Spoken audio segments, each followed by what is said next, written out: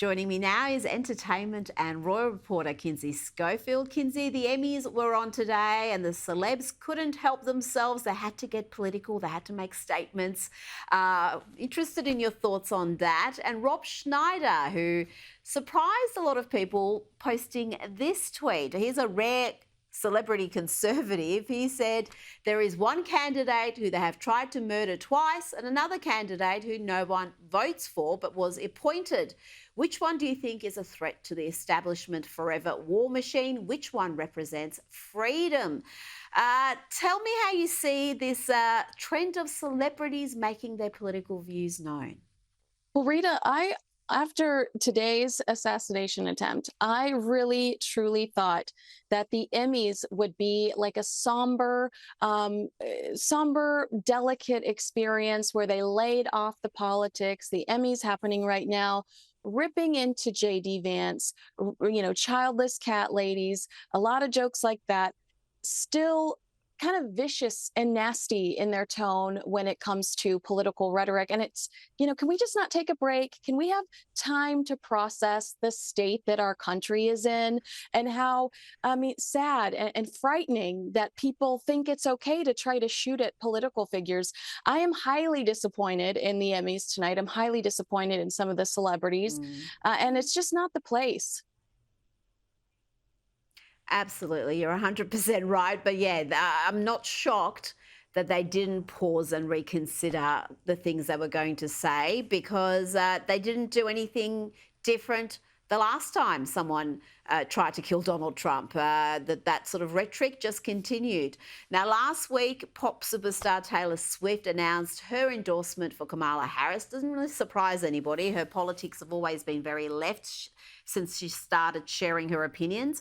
But a recent YouGov poll showed it may have done more harm to Harris than help for her campaign. Just 8% of responders said Swift's endorsement would make them somewhat or more likely to endorse Kamala, while 20% said they were now somewhat or much less likely to vote for her over Donald Trump. Now, I'm not sure if I believe these poll numbers. I hardly think people are going to not vote for a candidate because Taylor loves or hates them.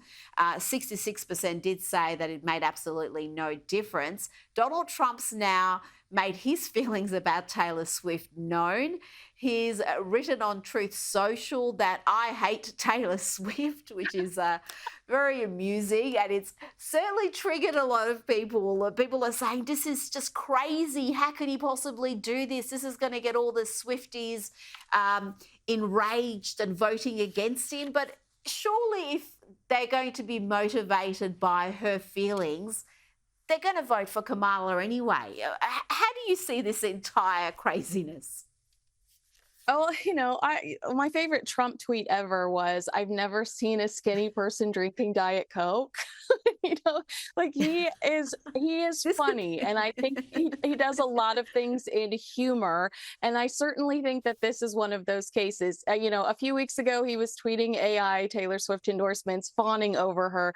I think this is a joke, and I certainly think we've got to take the internet away from him if he gets back into the White House. Oh, you know what? I don't think it is a joke. I think he means it. And I think he's shown over the years that he hates people who hate him. So I'm not surprised if he's changed his mind about Taylor Swift. But if you had any ideas about her politics, none of this would be surprising. Now, let's talk about Prince Harry. He's turned 40. The King and the Prince of Wales have paid tribute to the exiled prince on their social media pages. And on reaching this milestone birthday, Kinsey, Harry is in line to get quite a windfall. Can you tell us about that and his attitude to being 40? That's right. So his great grandmother, the late Queen Mother, left her grandchildren a significant amount of money that they could receive on their 21st birthday and then the rest on their 40th birthday. So we expect for Prince Harry to receive between £7 and £8 million. I'm sure it's a pretty good 40th birthday for him. But what I love about the social media mention, they cropped Meghan Markle out of that photo. Meghan Markle is sitting to the right of Prince Harry, and they cropped her out of that Ooh. photo. And so, I do think that they're going to continue to wish Prince Harry and even maybe Meghan Markle a happy birthday on some of these significant dates, like 40, like 50. But I don't think that this is the olive branch that everybody is. It maybe it's a bit of one, but this is not going to bring this family back together.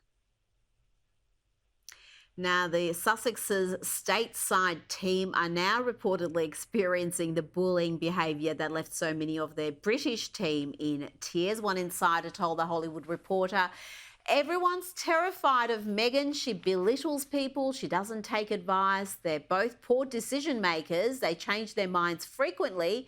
Harry is very, very charming, no airs at all, but he's very much an enabler and she's just terrible. And another said, she's absolutely relentless. She marches around like a dictator in high heels, fuming and barking orders. I've watched her reduce grown men to tears.